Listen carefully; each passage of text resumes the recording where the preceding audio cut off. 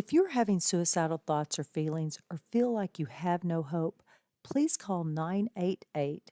There, you can talk to someone who not only cares about your story, but cares about you. Please reach out today. Thomas P. Murphy once said, "Minutes are worth more than money. Spend them wisely." At Minutes Wisely, we take that to heart. Our mission is to decrease veteran suicide by providing life changing experiences for veterans, first responders, and Gold Star families. We believe that we can make a lasting impact by rekindling a sense of purpose and fostering community through sponsored tickets to sporting events. These experiences are not just about the game, they're about the moments that can change lives. A simple sporting event can boost joy and instill a sense of renewed hope and purpose for those who have served. Join us in making a difference. Become a moment maker and empower a veteran with rediscovered hope. Visit minuteswisely.com for more information and to get involved. Together, we can make every moment count.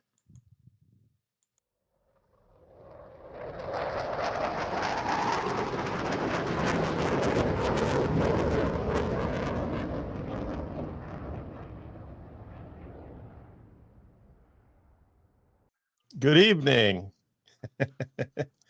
I just love All it, man. right. I love that. I love that intro, man. I love it. Before we get started, Dennis, just so you know, the pictures at the sporting events, the reason why there's sporting events there is because I started a nonprofit. So all the money that is generated through this podcast, my other podcasts, some other things, all go to the nonprofit, and we send veterans, first responders, and Gold Star families to sporting events. It's kind of our way to say thank you for one, and also it's kind of our little way to try to help curb, the issue with veteran suicide. It's like the best friends of vets are vets. Yes. I mean, So, the government does not take care of the veterans, but the veterans do. yes, sir. You're absolutely right. All right. So today we're with Dennis, Air Force pilot. We'll get his story in a minute, but before we get started, I just want to announcement or two. So I just want to remind everybody that the last Monday of every month is a veteran meet and greet for Minutes Wisely at Mr. Bruce Tap House on 96 in I'll, Murfreesboro, I'll be Tennessee. there. It's June 24th, correct? This week or this month it is, yes, June 24th. It's on my calendar. I will be there with bells 1800. on. 1800. 1800. Yes, come on down and say hi. Mr. Bruce has graciously offered his building to us, and he is also a veteran. So come on down and say hi. Grab a Well, pop. we need to talk to him about getting on here too. Yeah, I talked to him a couple times. He said he would do it. He's just super busy because Yeah. restaurant literally just opened up, so he's been swamped. I even offered to take him to Detroit to a game. Yeah. So we'll see what happens. I've got a couple announcements. Yeah, go Dennis, ahead. before we get to you too, I'm sorry. Um, as you guys know, in the VFW in Tennessee, we have our state convention coming up.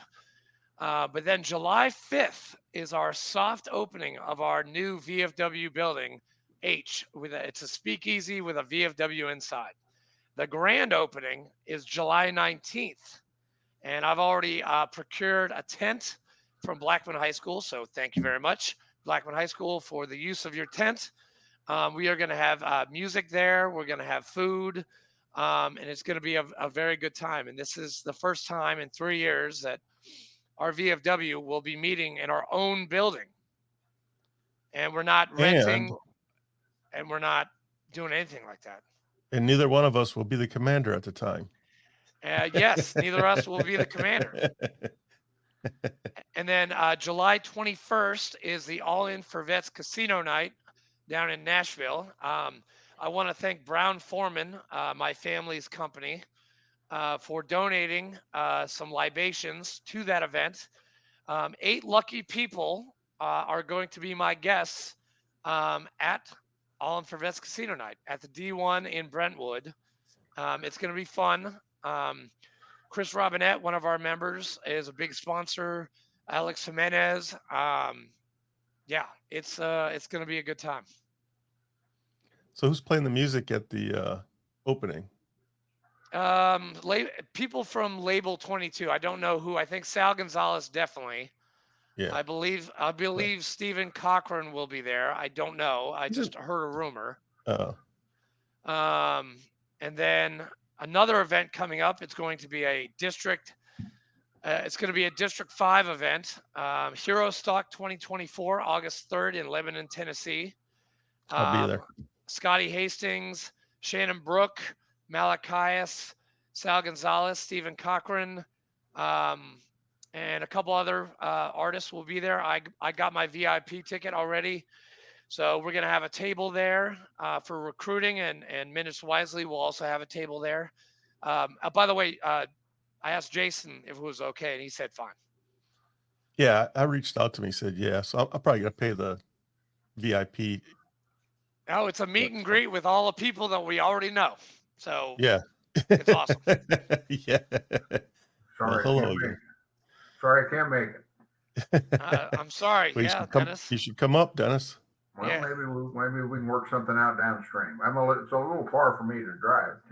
I've been to Tennessee a lot though. Where are you at? Oh, I live in a suburb of Denver. Oh, Denver. Yeah. So Denver, Colorado? Yeah. Dang. Hey, the food is great in Denver. I've been there once. I loved it. It was awesome. Yeah. Well, yeah, I'm a native of Colorado. So. Okay. Got any snow on the ground? No, in fact, it was 92 today. Oh, dang. So we're in summer. We actually have weather here. So. Well, yeah. I'm in Savannah, Georgia right now. As you can't tell, I'm in the palace. I'm actually in my hotel room in Midtown Savannah.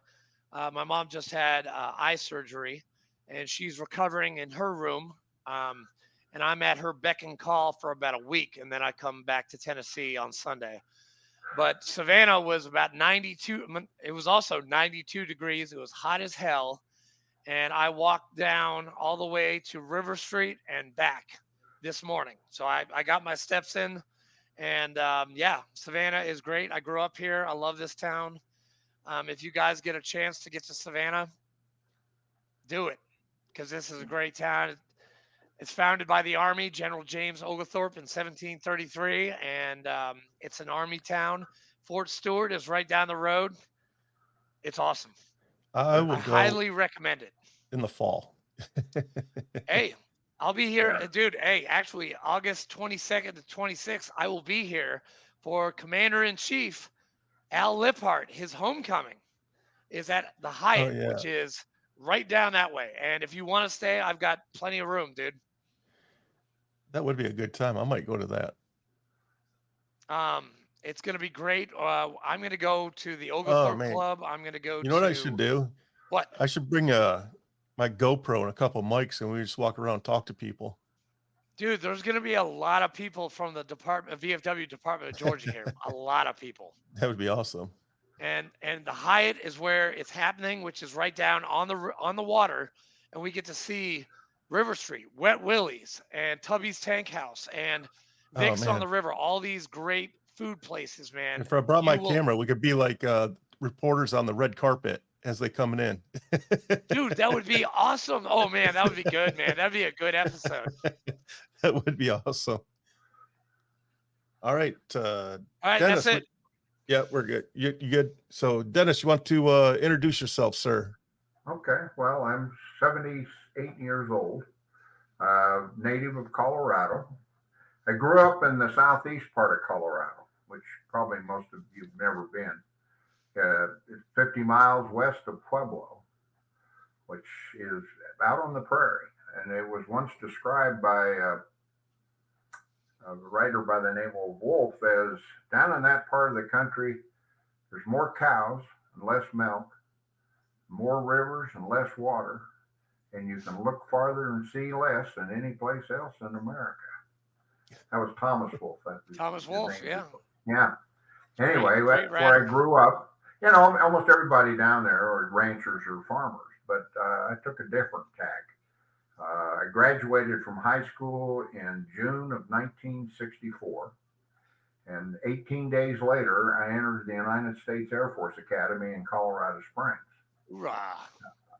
Yeah, and after 4 tough years, I graduated in 1968, and then you hit kind of a junction at that point because Air Force officers are half are rated and half are non-rated. And so the question is, do you want to be a pilot or not? And that obviously has an enormous decision on what your career is going to be like. Well, I didn't know. Uh, I had, the first time I ever took a plane or any kind of a flight was after I had joined the Air Force. So I didn't know, but I said, yeah, I'd like to go to pilot training. Well, then immediately I flunked the eye test. And I thought, well, the decision's made for me. I'm going to probably go back, get my master's degree and work in some lab somewhere. And then I got this notice that said, well, you can still be a pilot, but you have to get a waiver.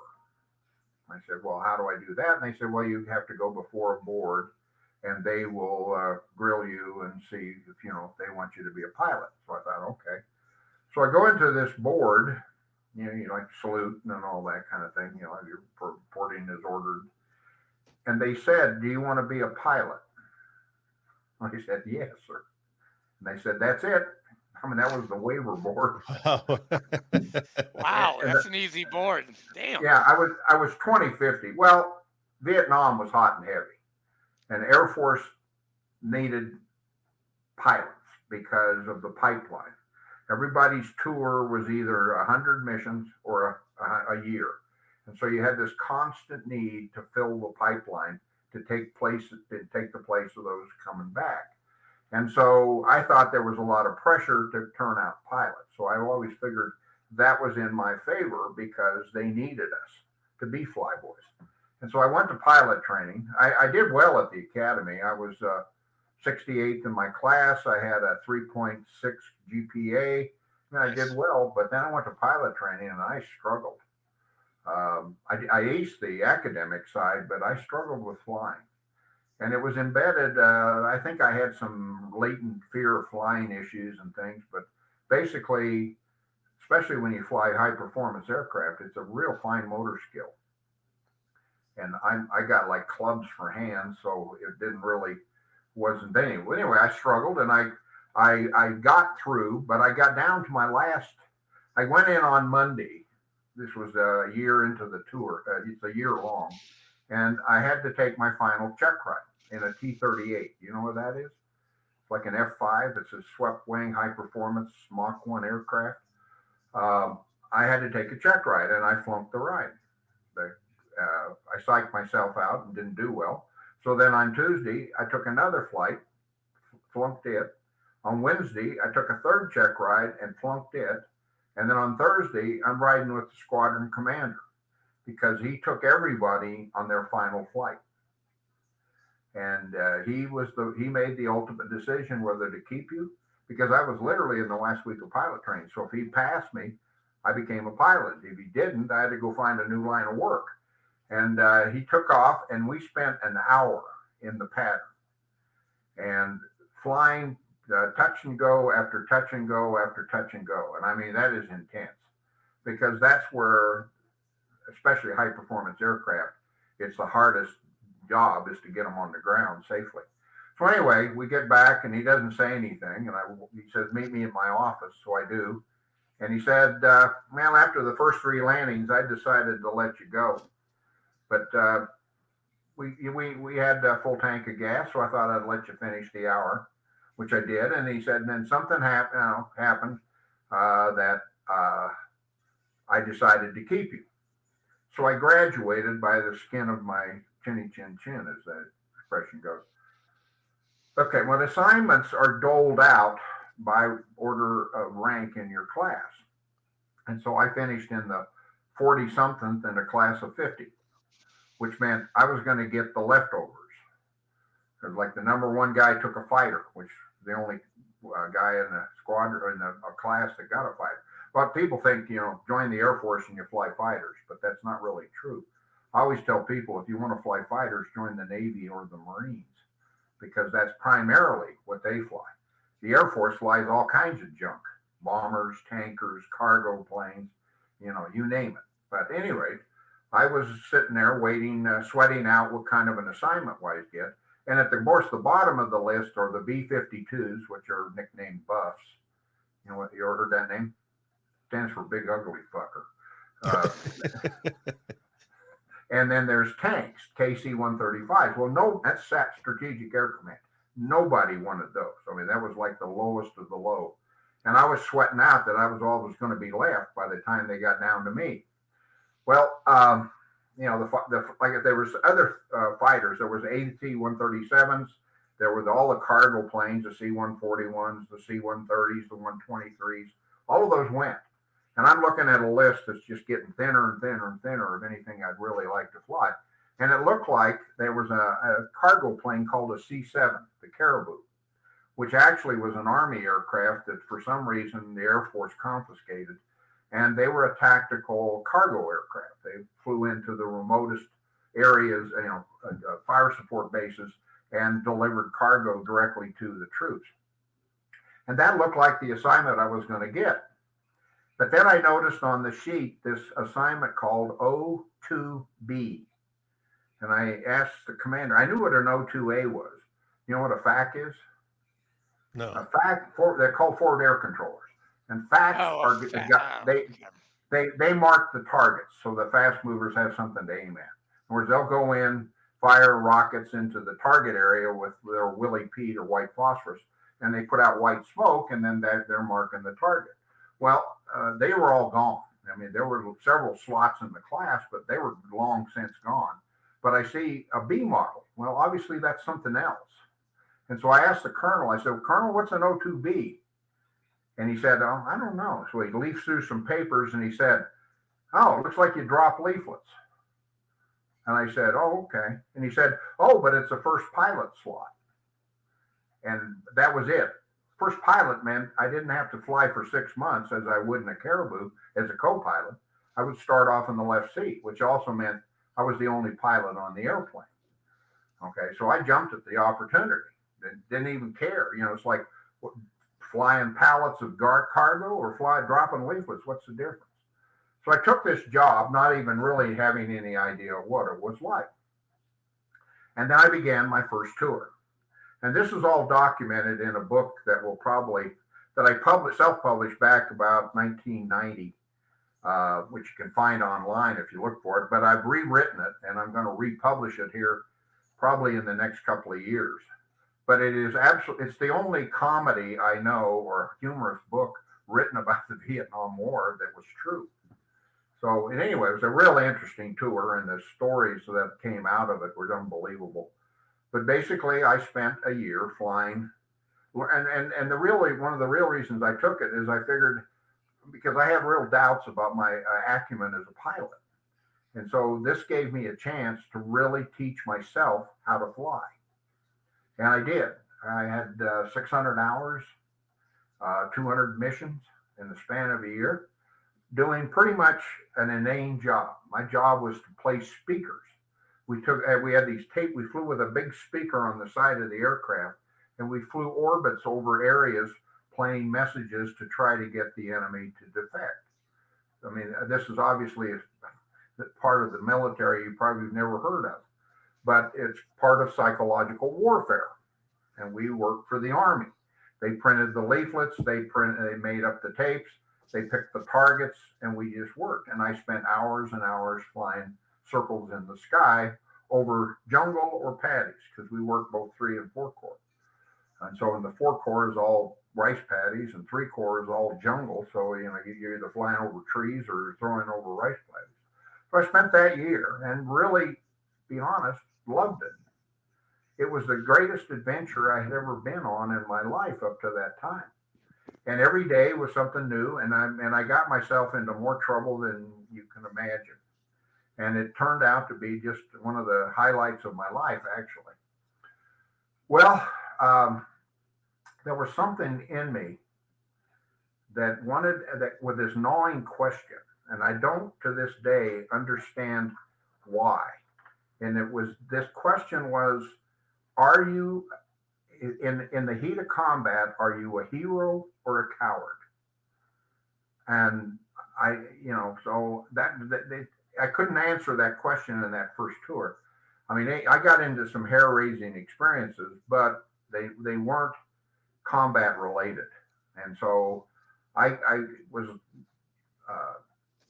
hadn't been able to answer that question.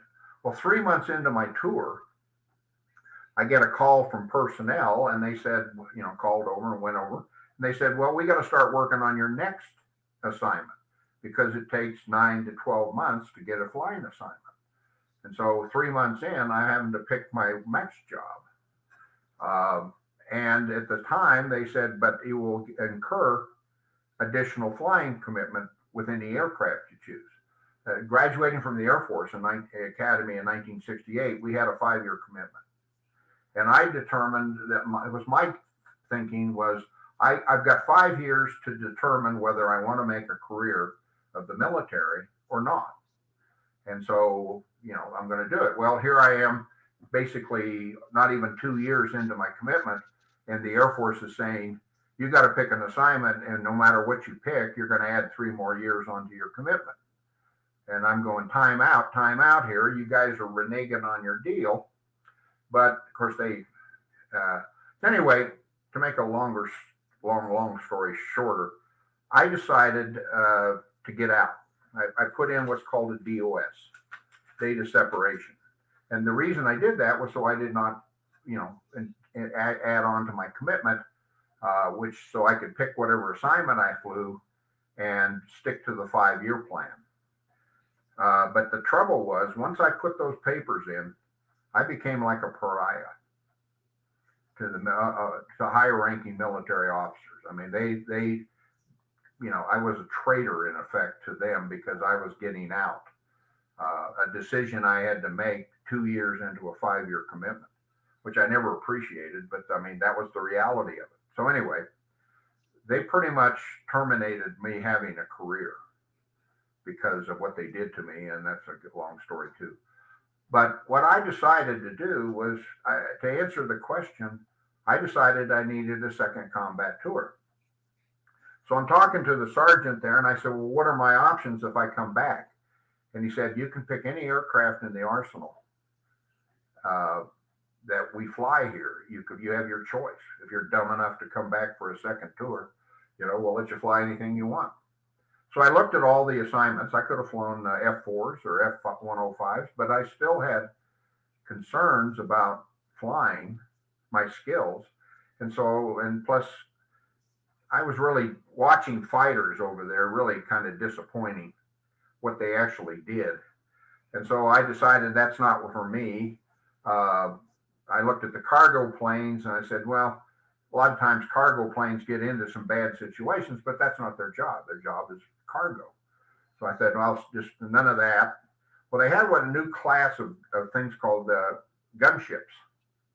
And it started with was the AC-47, which is DC-3, which is what they used to drop the paratroops into Normandy with.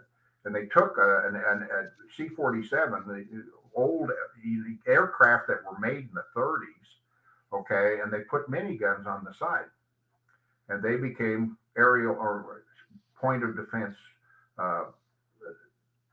weapons because they're extremely effective. Like if you had a fire support base and they were being, threatened by an enemy force, you send out a gunship, and those guys could end the battle in like 30 minutes. They're firing three miniguns capable of 2,000, 4,000 rounds per minute. So it's like a fire support base in the air. Well, they went through it. By the time I was there, they had basically phased that out and went to they took 119s, which is another old cargo aircraft, out of mothballs and retrofitted them with guns. And then finally they took C-130s and they put 2 machine guns, a 20 caliber semi-autumn, artillery piece and a 105 millimeter howitzer on the side of the aircraft. So you can imagine how devastating those things are. Bring They're the called rain. AC-130s, and they're AC-130s, yeah. still in the arsenal because they are so effective. Because they can loiter, number one, and until they're basically bullet limited. We used to say they could shoot until they ran out, and they were big cargo planes, so they could carry a lot. So anyway, I looked at all those and I thought, that's a good option. But then I saw this slot, and it said UH-1N helicopter gunships, and I said, well, can you tell me more about that? And they said no. I said, what do you mean? He said, it's just, it's classified. We can't tell you what it is unless you do it. I said, how the hell am I going to know if I want to do it if I don't even know what it is? They said, well, that's just the way it is. Because they are still around, actually. They're one of the most clandestine squadrons in the United States Air Force. You probably never heard of them. It's the 20th SOS. And they're stationed now down at Hurlbut Field in Florida. But anyway, I said, well, what is it? What do they do? And they said, well, all I can say is you fly helicopters and they're gunships. Well, helicopters in the Air Force are dead end because you can't gaze above, there are no helicopter wings in the Air Force. They're the highest, the biggest unit is in fact a squadron, which means you can't be anything more than a lieutenant colonel. Now, you can retire as a lieutenant colonel, but you're at the low end of the spectrum. So basically, if you transition to helicopters, you were terminating your career. Well, I'd already pretty well torpedoed my own career. So I thought, well, I don't care. I might as well go out at least flying something I really am excited about. So I came back to the States, TDY. You know what that means, right? Yes.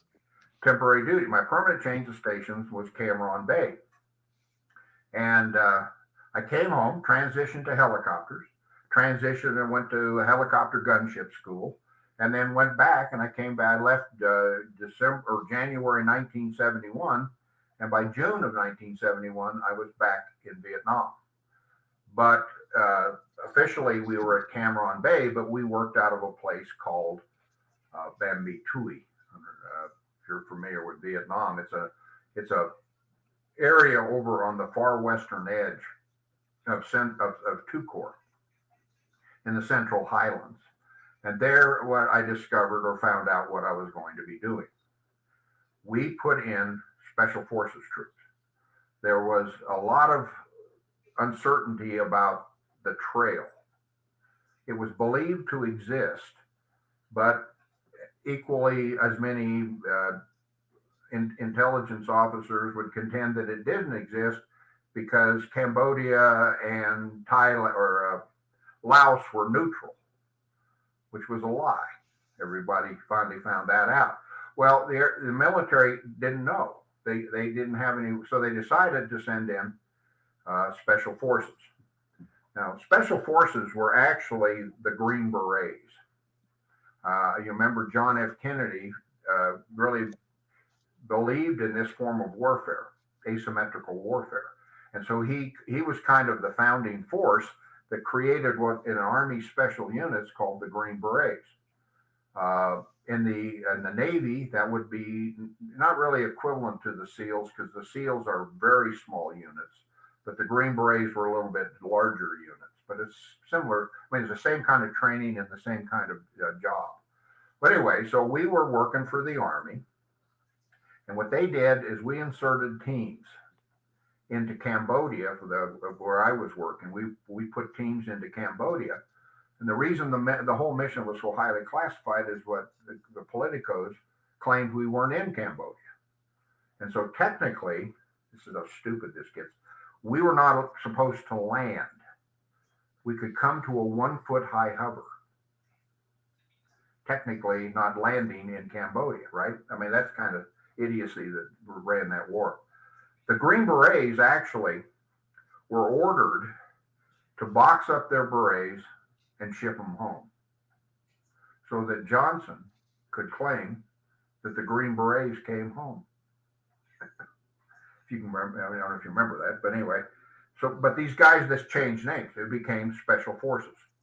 And they are some of probably the meanest son of a bitches I ever met in my life. I mean, these guys were soldiers. And we put in these teams.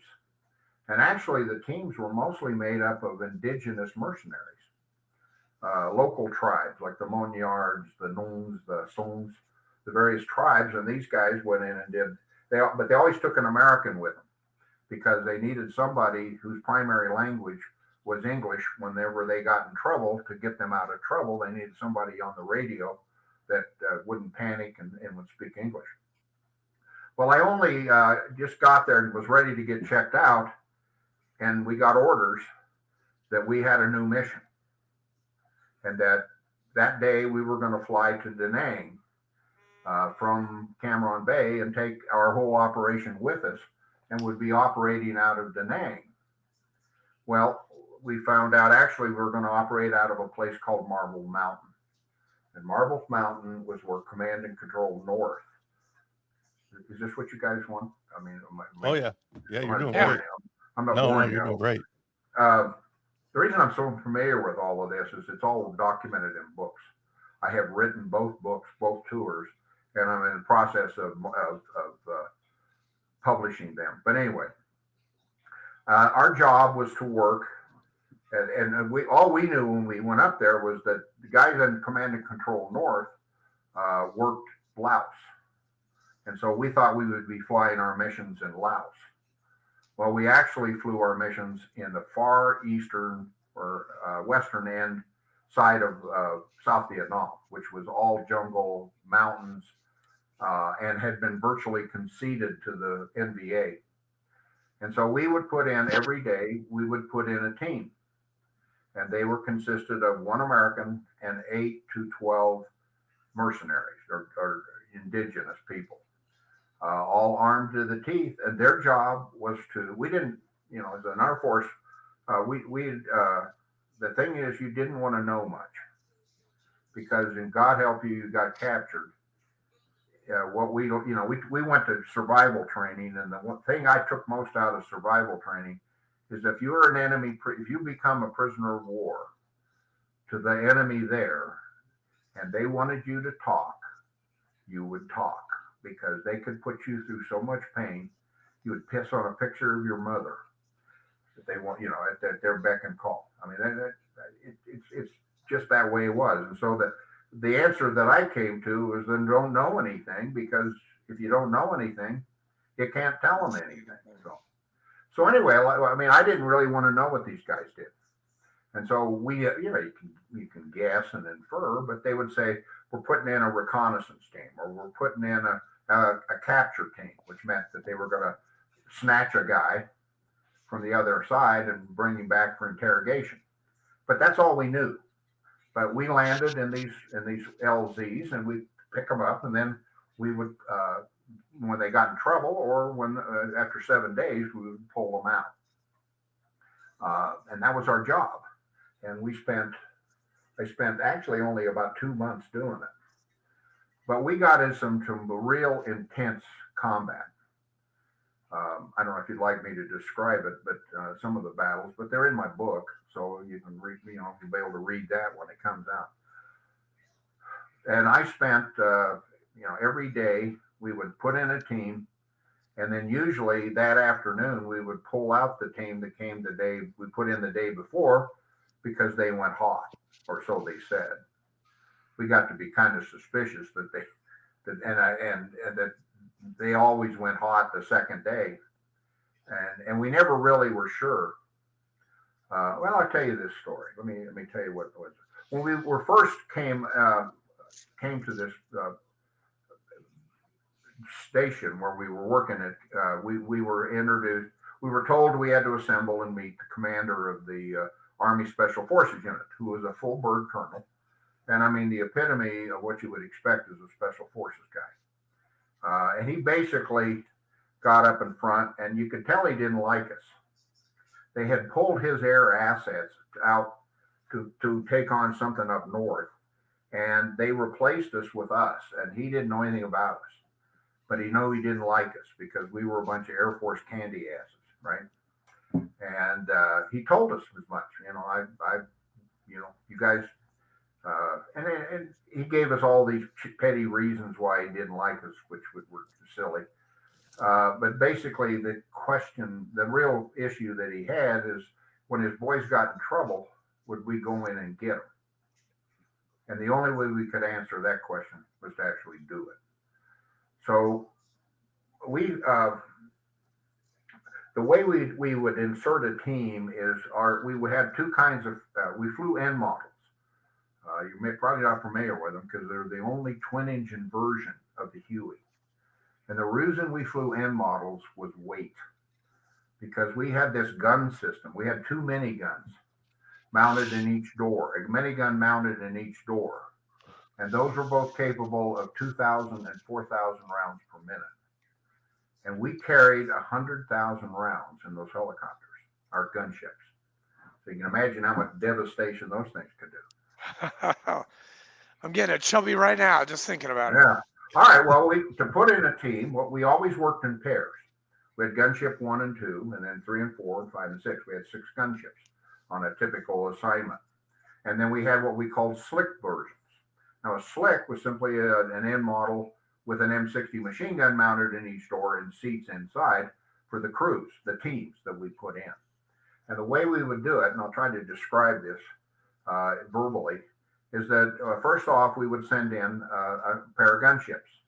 They would have an LZ had been predetermined by whatever means, and they had a FAC overflying, and they would low-level guide the pair of gunships and flying in trail to the LZ, and then they would set up what we called a dog bone pattern. Now that meant that they were flying straight across the LZ, and then as soon as they got to a point, they made a 180-degree turn and reversed the pattern. Now you got two gunships doing this, and so one of the aircraft is on the line while one aircraft is turning, and so you're basically just you're setting up a pattern, a very tight pattern of two gunships flying at 125 knots. Okay, so you can imagine it took really good pilots to do that, which we were. And so they would go in and basically troll. If we took fire, we aborted the mission because we weren't going to insert a team hot. So, but if not, if they flew 3-4 patterns, and didn't draw any fire, then we would insert the team. And the way that happened was that the slicks would approach the pattern from perpendicular to it, and just before they would have hit the pattern, they dropped down into the LZ. So you can see how much syncopation was required with the helicopters. And they would drop their team off and pull out the other side. And while that happened, the second helicopter would go in, and then the third. Okay. And then we would fly off and just orbit. You see if the team went hot until we went what's called bingo, which meant you ran out of gas. Basically, you had enough to get back to base and a little bit of reserve. So we would do that, and then we would, sit on alert while the teams were doing whatever they were doing. Well, so one day we put in this team, and it was just like everything was normal. We got the team in cold, and I was in gunship. We flew both. I think I was in gunship 1 or 2, and so I was in on the first pattern. And then we flew off and we went bingo. And then we then sent up, we'd also launched gunships 3 and 4. And they went on kind of where we were standing off, and they stood and they had another half hour or so of linger time before they ran out of gas. And then we had a third pair of gunships, 5 and 6, which were still sitting at a POL, which were gassed up, waiting and see if anything happened. Well, the NBA waited until gunships 3 and 4 went bingo. And then they hit this team with everything they had. Mortars, machine guns, RPGs, you can imagine all that. Well, the thing was, we couldn't go react because we didn't have fuel. So gunships 1, 2, 3, and 4 had to immediately return to a POL to gas up. But that's why we had gunships 5 and 6.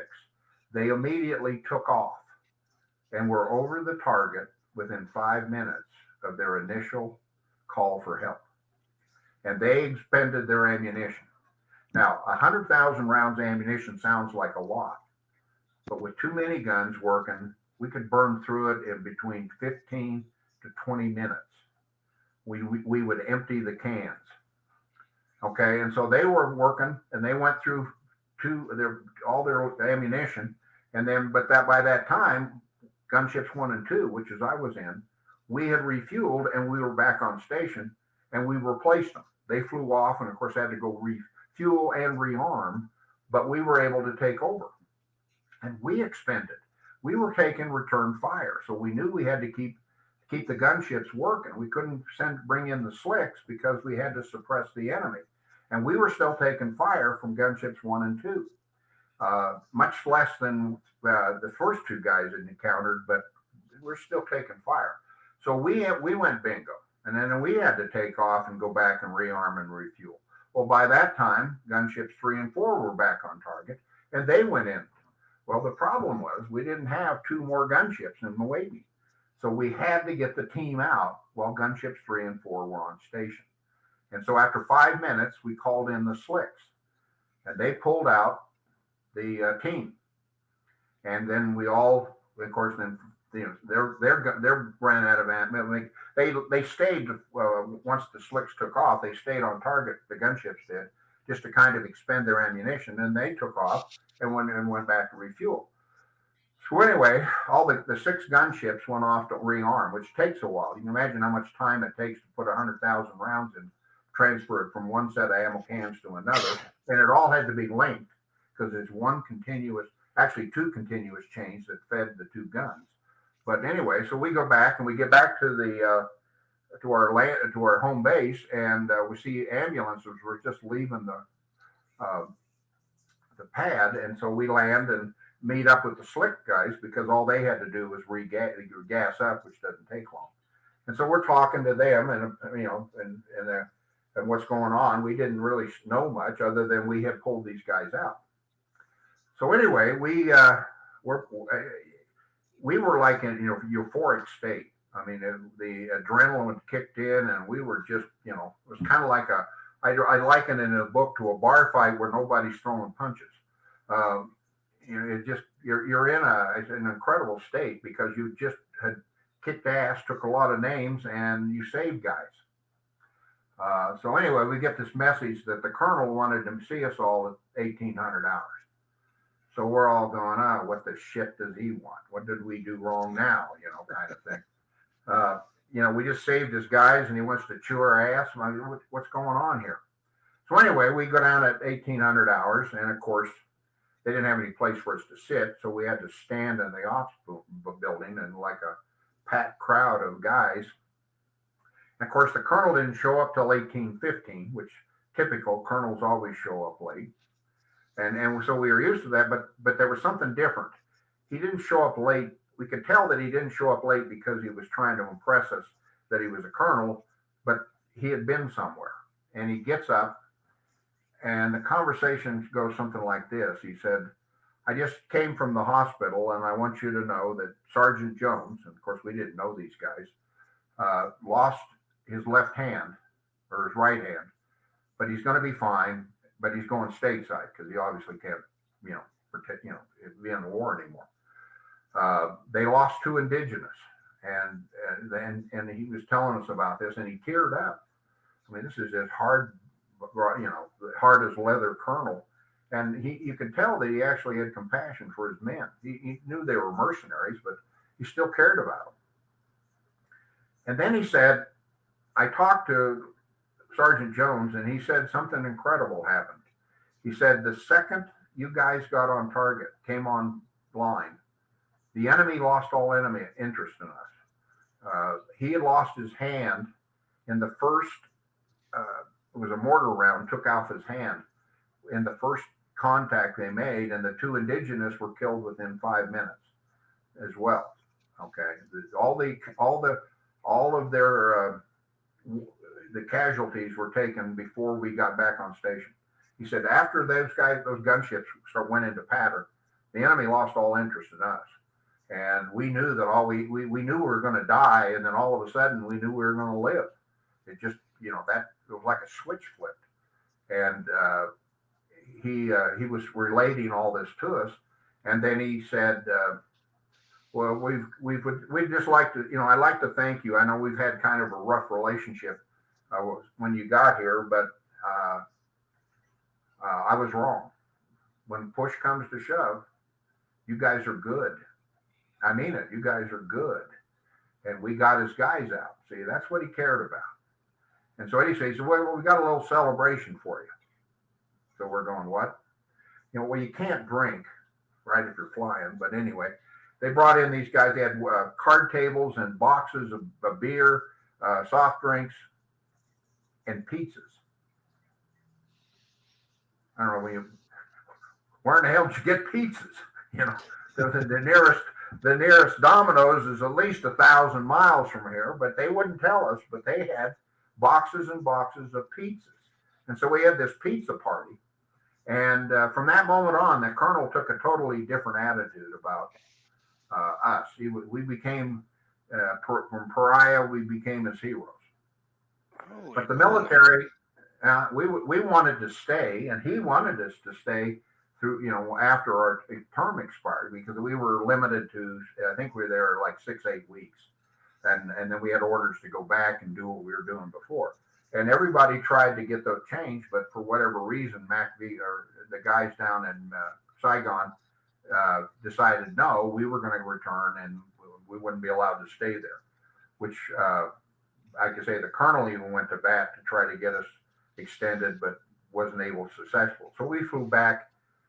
Finally, I after that 8-week period, and I mean, we were literally in combat conditions. We flew 6 days a week. We each took a day off periodically, but it was like 1 day in 7, maybe. Maybe not even that frequently. So you're flying every day. And that's what we were doing. And so anyway, we went back to Cameron Bay, and they told me, they said, you spent the whole time up there. We're going to send you down to Saigon. I said, Saigon? And he said, yeah, we have to keep a helicopter down there. So the generals in MacV had an Air Force helicopter at their beck and call. So we're like a taxi for the generals. And they couldn't fly in Army helicopters, right? That wouldn't, Air Force general had to have an Air Force helicopter. So we had to keep a helicopter down there. So I spent a week down there basically taxiing generals and colonels around. And there's some real crazy stuff that happened even in that period. But then on my way back, I got, I was only down, it was a 7-day gig. And then I was going to come back and fly missions out of Bambi Tui. Well, on the trip home, we lost our tail rotor and crashed into the South China Sea. Another pilot and myself, we were the only guys on board. And I don't know what you know about helicopters, but tail rotor failures are almost always catastrophic. But the thing that saved us, which is ironic, is because we never flew over water. I mean, we were flying to Laos, Cambodia, and Western Vietnam. And so the ocean was far away. But this time we were ferrying this helicopter from Saigon back to Cameron Bay. And to get there, you got to go over the ocean a little bit. And so maybe 10 minutes out of an hour and a half flight, we spent over water, something we were very unused to. And so we didn't even have any water equipment. We didn't have rafts or life preservers or any of that kind of stuff. And so that's when the tail rotor went out. So, unfortunately, we lost our tail rotor, but fortunately, we lost it over water because if you crash into water, it's much, much less severe than if you crash on land. Had we hit the land, because you immediately wrap into a spin. You can visualize a Huey helicopter spinning at a rate of about 1 revolution a second. Because without the tail rotor, that's what happens. And so we crashed into the ocean, and the other pilot and I we lived through it. But here we are. It was 5 p.m. We're about 5 miles out in the South China Sea, and it's getting dark. And our choice was to swim in shark-infested waters. And so we kind of went from the devil to the deep blue sea. Literally. And so, God. And the other problem was we were both bleeding. I've got, you can't see it, so with all the other wrinkles, but my helmet came off in the crash and gashed my head. So I was bleeding and he gashed his neck. So he was bleeding. and a shark can smell a drop of blood in an Olympic-sized pool. So we both knew that our chances were slim and none, but we weren't going to give up. So we swam. I had injured my back, so all we could really do was dog paddle. And it didn't seem like we were getting any closer to shore. And I don't know whether the tide was coming in or out, but whatever. We were struggling, but we were going to do the best we could, and it was getting dark. And then all of a sudden, at the top of a wave, we saw something. Both of us saw it. And what was that? What's that? Well, then we went down into the trough, and we couldn't see it anymore. But then the next time the wave brought us up, we could see it. It was a fishing boat. And these guys were headed right for us. 3 guys on a boat that you would use for water skiing. I mean, that's how big it was. But they were out fishing. They had nets, and they pulled us on board, and they took us into shore. And then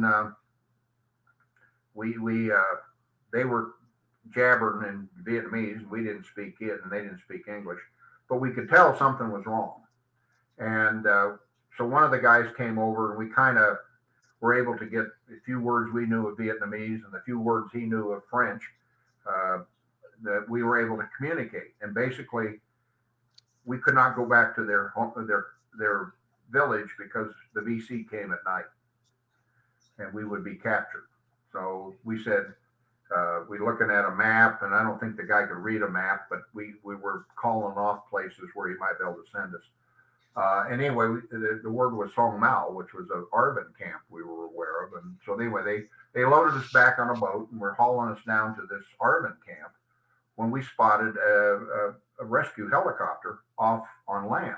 And the other pilot had a little flashlight that we carried, and he flashed the helicopter down, and they came down and pulled us out. So now we have been rescued, but have survived death twice in one day, right? And so, we survived a tail rotor failure, which is slim and none. And then we survived this swim in shark-infested waters and got out alive. So anyway, we get loaded up, and they haul us up to a place called Fan Ring.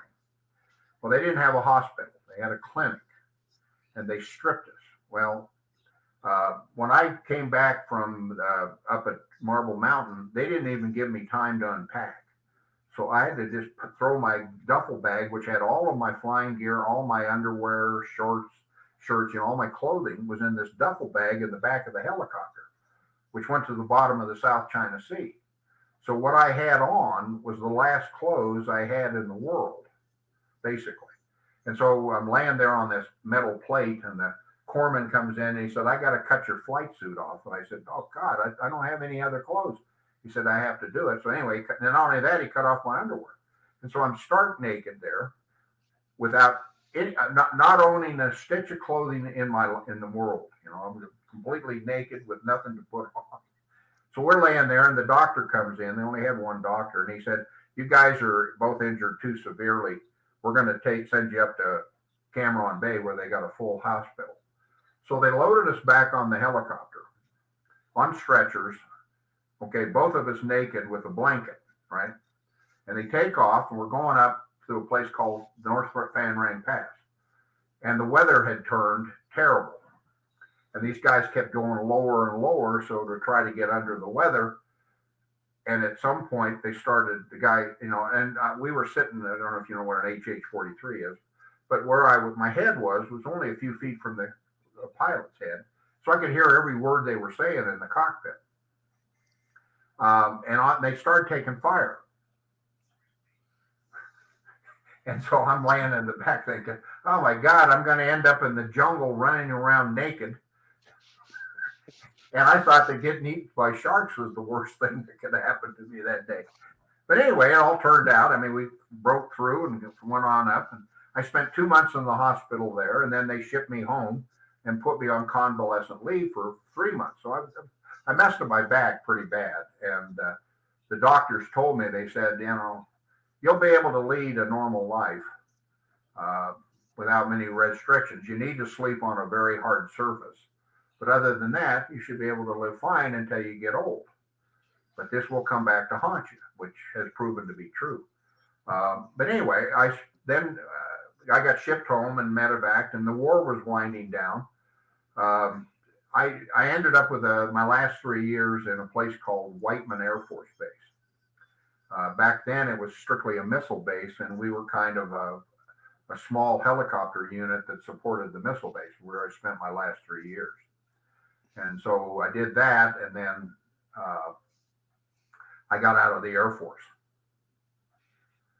And so I took off the suit. But the thing was, and I realized it fairly quickly, that I was still a soldier in my heart and in my soul. And so the way I manifested that was studying and reading military history. And over the next 50 years, I studied intently the Civil War and World War II, and tried to do a lot of different projects. And over time, I just finished, or actually over a year ago, I finished a trilogy about Omaha Beach that I'm now in the process of publishing. They were supposed to publish last week on the 6th, book 1, because that's the 80th anniversary of D-Day. Well, the publisher couldn't get it together, and so I'm still trying to get it. And now we're shooting for the 4th of July to publish book 1 of this trilogy. The books are all written. They just have to go through the publishing process. Well, in the meantime, I have written both tours, books about both tours. So I've got those 2 books to publish beyond that. And right now, I just finished, back today, I was working on it, a novel. And so I'm sitting here with basically 6 books to publish, and intending to write 3 more about Utah Beach. But I decided when my wife, I spent 50 years after I got out of the Air Force in aerospace, working in managing aerospace projects. And my wife, and then I got out and became a contractor, working for the same companies over much better pay for like 20 years. And then my wife contracted Alzheimer's. And so the thing with that is I had to stay and take care of her. So I couldn't go on the road anymore. So I basically had to shutter my businesses. But when she passed away 3 years ago, I said to my sons, I said, I have 4 sons. I said, I'm going to take a month, and then I'm going to decide what I want to do for the rest of my life. Well, the decision was obvious. I'm going to write.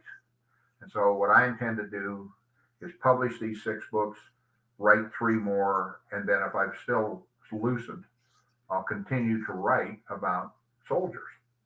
And the term is military history, but I focus on the guys, the men who fought in these battles. The trilogy is titled The Real Heroes of Omaha Beach. And it's about what actually happened on that day, but you can actually attribute the battle success to about 12 men. 35,000 guys landed on Omaha Beach on D-Day, but the battle was actually decided by about 12 guys. And that's an amazing thing in itself. And as I was reading about this, I was saying to myself, why hasn't this ever been made into a movie? Well, they actually did, sort of. And it's called Saving Private Ryan. And the first 40 minutes of the movie are actually a fairly accurate portrayal of one aspect of something that happened on Omaha Beach. And so, but the rest of the movie is complete fiction. I don't know if you knew that, but there actually was a situation where a family lost 3 sons on or around D-Day, and a 4th son was in the 82nd Airborne. But what actually happened is they just waited for the battle to die down. They brought him to the rear and sent him home. They never sent out a platoon to find him like they did in the movie. So that's all fiction. But the first 40 minutes of the movie are a fairly accurate portrayal of what kind of happened on one end. It was down on the far western end of Omaha Beach, which is an interesting. And so, I'm trying, my goal in the rest of my life is to research and tell the stories of these men who fought for this country, predominantly in World War II. I could do a lot in the Civil War because I studied that war intently. You live in Tennessee. About 90% of the battles in the Civil War were either fought in Virginia or Tennessee. Dennis, I have a question for you. Sure. What is the bloodiest battle that occurred in Tennessee in the Civil War? Probably. Well, it really wasn't Tennessee. It was. My memory here. Hold on. It's actually just across the border from Chattanooga. Or no, it was. God. Okay, you tell me the answer. The name just escapes me. It's actually a smaller battle that was fought. The Battle of Stones River.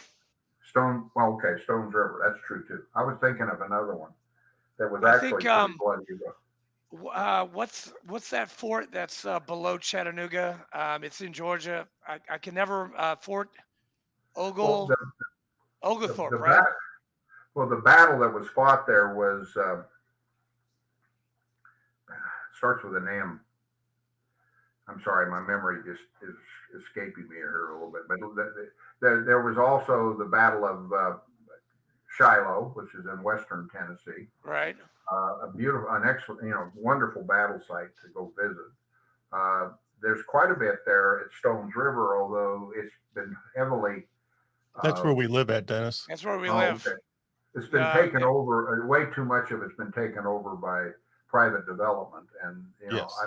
It's sad to me because these are hallowed grounds. It is. I think they bought a bunch of land because I could see the wood cross fences that they put up for like the Civil War battles. They're starting to go up on the side of Murfreesboro Road, like at least like 10 acres, maybe 20. I don't know. It's a lot. Good. Well, that was a big battle actually there. 7,100 people are buried in Stones River battlefield, and me and Fleek, we get to clean the headstones of our section twice a year. That was a battle fought in winter, and God, you can imagine these guys. Yeah, a lot of them. 1862. Yeah, a lot of men died of frostbite. Yep. They were wounded and they died because there was the biggest problem in my mind with the Civil War is we had no idea how to take care of wounded. And so probably as many men died from injuries after the battle than died during the battle. It was bad. But I'm trying to review I've been to all these battlefields. There's Chattanooga is a major battlefield. Chickamauga, that's the term. Chickamauga. Yes, you're right. Yes, you're totally right. Chickamauga is actually in Georgia. Yep. But it's like 5 miles from Chattanooga. And it is a magnificent battlefield too, and it was a tremendous battle. I mean, as far as numbers of troops involved and engaged, there was Stones River, and there is another town that was actually probably the last gasp of the Southern forces in not in Virginia, and I cannot for the life of me think of the name of it. It'll come to me. But those are, I loved it. I've been in Tennessee a lot, just going to battlefields. Well, hey, next time you come, you got to visit us, and we got to take you out to dinner. For sure. Oh, I'd love to. But that I studied that war and the battles of that war for 25 years. Wow. And probably read over 1,000 books and websites and things on the different battles. I'm more intrigued by battles than I am politics. So I studied mostly I completely agree. I didn't study Civil War. I studied the battles of Greece and the Romans and the Ethiopians and the Egyptians. My tutelage on Civil War is in its infancy. My knowledge about the Vietnam War, even though my uncle was in Vietnam and my father-in-law was in Vietnam, I don't really know. I'm ashamed. I don't really know too much. I know the big things that happened, but you know a lot more stuff than I do, and I'm you have to honored to hear it. It's too big a subject to cover. We took a course at the Air Force Academy called The History of Warfare. It was a mandatory course for all of us, and it was a year-long course in what you would think was the history of warfare. Well, after about a month into the course, I realized it was a history of the world told through the perspective of the military in the war, because basically there's not been a single period in human history that we can point to where there are no wars going on. So there's the one thing we don't have a shortage of in history is combat. It's all over. And you're right. You have to kind of decide what you want to focus on, because you can't focus on all of it. You would never get done. Well, you never get into any depth. And that's the thing. If you want to get into it, you got to go into it in depth, and you just can't do it all. And I just picked the Civil War because I was fascinated by it. And then I realized that, I really ought to. My dad fought in World War II, so I kind of got burned out on the Civil War and decided, well, I think I'll move to World War II. And very soon after that, I ended up on D-Day. Okay. And I probably read, I don't know, 250 books on D-Day, and there's there are a lot of, actually, the internet is actually pretty good for history. A lot of people really badmouth Wikipedia, but for histories, they're written by people like us. It's actually pretty good. I agree. But you can't single source anything.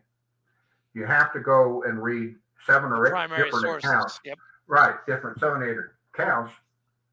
And then the problem you have is you have 7 or 8 versions of the same thing.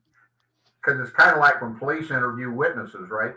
They interview 10 witnesses. Corroborating statements, Yeah, and they got 10 different stories of what happened, and it's pretty dynamic. And that's the same problem you have with reading about history, is that it's not an exact science. But then science is not an exact science, as we learned in the last couple of years. Good point. But anyway, that's kind of my life, and I'm spending. I don't know how many more sentient years I have, but I'm going to spend them all. My next big project is Utah, and Utah is where all the paratroops come in, because that's where the 82nd and the 101st did all their work. Was actually not on Utah Beach, but behind Utah Beach. And it is unbelievable stories about what happened there too. And again, the incredible bravery of men in that war. So that's kind of the summation of my life. I had a lot of excitement growing up, my younger years, and I'm paying for it now, and I'm all beat up and crippled. But hey, Dennis, when you were talking about hovering over like Cambodia, I had to get my phone out and start looking up, because about a year or so ago, we had a couple of guests on 2 different times, but both the Green Berets, and one of them was the youngest Green Beret that ever served. I think he was like 17 years old. He lied about his age, and he was not in Cambodia, but in Cambodia. Very, very that stuff fascinates the hell out of me. My father-in-law was not in Cambodia as well. He says that he does the air quotes all the time, and me and Katrina, my wife and I are like, what does that mean? That's what, like I said, all this clandestine stuff. Every pilot that flew in that organization had no idea what the job was until they got there, because it was so highly classified. But the only reason it was classified is because where we flew. Okay, and so the politicians had cover. But the fact is, plausible deniability. Yeah, exactly. But that became irrelevant to us, because we didn't care where we flew. Our job was to get these guys in and to get them out, and that was what we did. That's amazing. Those 2 months that I spent doing that in out of Marble Mountain are like 25 years of my life. Every minute becomes like a day when you're in that kind of an environment, and everything I am was defined by literally that period of my life. What do you guys think about Jane Fonda? Well, it's funny that you mentioned her. I actually we took an oath one night. I vaguely remember this. I was at the bar, so I wasn't totally sentient. And somebody came in and we had a ceremony where you had to swear over a beer, which is sacred fluids to military guys, right? So it was a sacred oath. And the oath was that at the end, when three people die, we are supposed to find where they're buried and piss on their grave. And I'll tell you who the three are. Of course, you already named the first one. Yes. Jane, I didn't know it was a machine gun Fonda. Okay, and I'll tell you a story about her. The second is John Kerry. John Kerry was of course, he was a presidential candidate. And if he had been elected, that would have been the ultimate slap in the face to every guy who served in Vietnam. He came back and went before Congress and said that most of the soldiers in Vietnam were war criminals. I don't know if you remember that. Didn't I remember he threw his medals over the fence. Star, yeah, that's right. Yeah. Well, he was what's called a swift boater, and that because down in Fort Corps, there's a million miles of rivers and streams.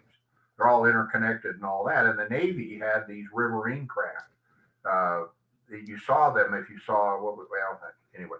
And they went in and were mostly got into battles with these river boats.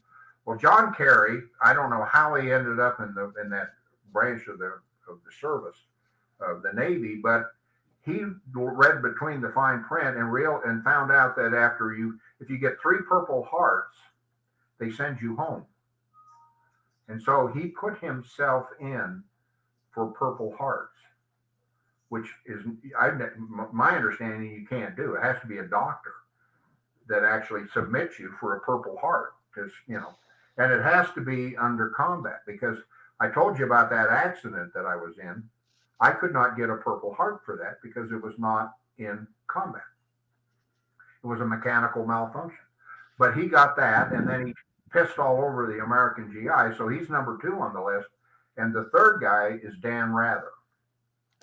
Man, Dan Rather. Holy shit. Well, Dan Rather made his bones in Vietnam and with CBS. He groomed himself to be Walter Cronkite's successor.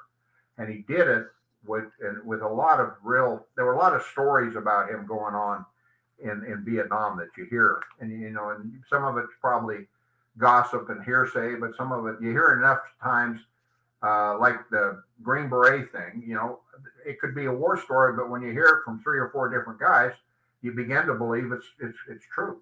And so we heard these stories like Dan Rather supposedly hired ARVN units, the Vietnamese army units, to stage a battle behind him. So when he was reporting live from Vietnam, there was a battle going on behind him, which was all fake.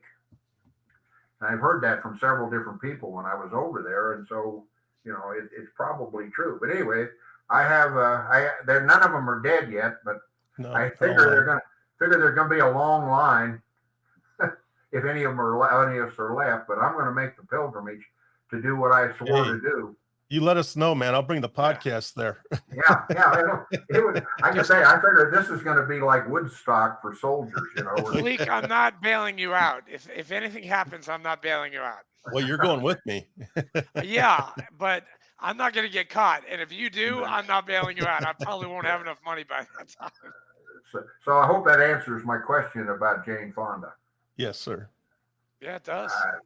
I would like to have 10 minutes in a room with her. I've never laid a hand on a woman, but I'd make an exception in her case. Oh my! Let me tell you, I don't know if you heard this story or not about her, but she was. I think it was the prisons. The guys that were mostly pilots, Navy and Air Force. They named the prisons, and one was called the Hanoi Hilton, which was just a joke because it was a horrible place. Right. But anyway, they told the guys they brought in and gave them clean uniforms and showered them down and said, "You're going to have a distinguished visitor this evening."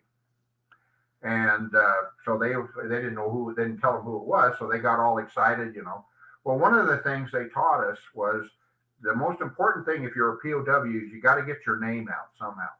You have a much, much greater chance of surviving if we know that you're a POW. And so what happened is these guys took little slips of paper and they wrote their name on it. Well, they come to this meeting, and of course, they didn't know who the celebrity was, but it was Jane Fonda. And she goes around and shakes each of their hands. Well, when they did that, they passed this note to her that had their name on it. She went around to the entire room, and then she walked to the front, walked up to the commander of the camp, and gave him all of the paper right in front of him. And that night, they were beaten so bad that 3 of them died. Oh and my God. That's Jane Fonda. So to me, That's why, hey, you know what? Her picture is on every urinal that I've ever been to, and I'm not going to mention the organization, but she's on every single urinal in every place I've ever been to. Well, I don't know how many vets took that oath, but I imagine. I mean, I wasn't an instigator. I just one night they said, "Hey, you got to take an oath tonight." So it's kind of like joining the VFW or something. Your initiation rites, and you had to swear that when she dies, you got to go find where she's buried. I bet that's going to be an armed mausoleum. Going to have security guards and everything, but that ain't going to work. The crowd will get so big. Oh yeah, she's done. Yeah. Fleek, you want me to try to get a number out of our esteemed guest? Yes, sir. Dennis, this is something that Fleek came up with. Was it last week? It was last week, right? Last week was the first time. So we've got we had 10 questions that he came up with, and I'm going to ask you between 1 and 10, pick a number, and that's going to be the question that I'm going to ask you. Okay. This is part of our saved rounds, like the end of our episode, which has been amazing, by the way. You've had some truly, truly great stories, and I've just been riveted this entire time. Well, you'll be able to read them within the next 2 years. I was just trying to find you on Amazon. But pick a number between 1 and 10. Well, Google Psy Warrior, PSY WARRIOR. That was my first book, which will be I've rewritten and I'm going to publish again. I self-published, which is not that's just what you do if you want your friends and family to have a book. So anyway, it's out there still. You can buy copies of it from people who probably read it. I could tell Fleek is looking it up right now. Yeah, I'm gonna find it for sure. Yeah, I see it occasionally. I check it out. But Dennis, pick a number between 1 and 10. 5. 5. Okay, here's the question. What lessons did you learn in the military that you believe everyone should apply to their daily lives? Patriotism. Number 1, you need to love this country with every ounce of your soul. This is the greatest country there has ever been or ever will be. Amen, brother. Amen. And it's under attack from within. And if you don't understand that, you're an idiot. We are being attacked from within. What was the rest question again? I mean, what lessons did you learn in the military that you believe everyone should apply in their daily lives? Self-discipline. I mean, to sit here and write 8 hours a day takes a lot of discipline. And I've always been a very self-disciplined person, but I got that primarily at the academy. They beat it into you. If you get out of that place alive and aren't self-disciplined, it's a miracle, because that's what they really emphasize that. To me, the thing that I rarely saw but really truly believed, which I got from the military, was the responsibility of leadership is a two-way street. Okay, you owe allegiance to your boss, whether you're talking to military or civilian, but they owe you as well. And the primary thing they owe you is to look out for you and to try to help you in your career and things like that. But anyway, I learned that. I learned basically self-sufficiency. I don't need, I can take care of myself, and I intend to do it as long as I physically can. I got that in the military. But anyway, those are, I think, the main lessons I learned. thought about it, I could come up with some more. But No, I mean, those to are me, good. Those are good. loving our country is something that I really disturbs me more than anything else going on. Is there are people who don't, and my advice, I would like them to go. You You don't know, belong here. I just saw something on my Instagram feed where a video caught some eco activist going to a flag that was on a house and ripping it and then giving the finger to the camera. Now that person needs to go somewhere else Exactly. because that They that don't. that behavior They don't. doesn't need to be. Yeah, they don't exist. They don't belong in my country. They And don't. I, They and don't say, belong here. yeah, yeah, we've got dark chapters in our history, but that's the We do. nature of history. Yeah. Everybody's got dark chapters. I mean, it's just the nature of the human being, actually. I mean, Yeah. if you think Right. about it. The thing that makes us different is we recognize these things, and over time, we become, we have improved as a nation. I mean, when the guy signed the Constitution, there's no doubt that they did not include blacks, probably not Native Americans or Orientals. Okay, when they said all men are created equal, they probably didn't mean that, but they didn't use the expression all whites are created equal. They said all men are created equal. So even though they probably did not intend for that, they made it for that by virtue of the choice of words they use. And even men in this sense is not necessarily exclude women. A men or man is a species. And I think that their intent, and actually during that period of time, women were actually very powerful, but they were always behind the scenes. Okay, it was a very matriarchal society in the 1700s in the United States, but the women were never visible. The guys were the visible, but the women ran the guys. And if you look at and study that period, you see that and how actually that it was kind of phony in that what you saw was men, but actually who was running things were women. But anyway, that to me is all those things that we evolved over time. But the trouble is some things get better, but some things get worse. True. And there are many things today that are going on that to me are backwards, not forwards. And when things like the guy tearing up the American flag, that's despicable. That's dumb. No, I agree. I mean, you can't make laws to prohibit that. You can't, I mean, even though every ounce of my being says beat the son of a bitch up with a pool cue, you can't do that. But you can ask them to leave, and that's what I would do. Just you don't belong here. Why don't you go somewhere where you can be proud? Yes. Yeah, agree. Hey, They'll Dennis, be begging to come back in 6 months, but that's what I would ask them to do. Dennis, did you ever fly after your military? No, well, I flew commercial, but it's too just expensive. for fun. I mean, if I was rich, I mean, to own an airplane, you're talking $1 million. Yeah. Keep it, maintain it, get the electronics you need, and all that. Well, I never was that rich. I actually, for somehow, when I got active with my boys in Boy Scouts, and one of the fathers worked for United Airlines, and somehow he got us a day in the United Airlines Flight Center here in Denver, where we were able to get in and fly. What do you call them? A mock-up aircraft. And actually, but they were physical. I mean, it was they were moving around and all that. And I flew a DC-10, and they said, "Do you want to try and land it?" And I said, "Well, let's give it a shot." And I got it all the way down to about 100 feet, and then I crashed because I didn't realize I was 100 feet in the air. everything I flew, I landed when I was like 8 feet in the air.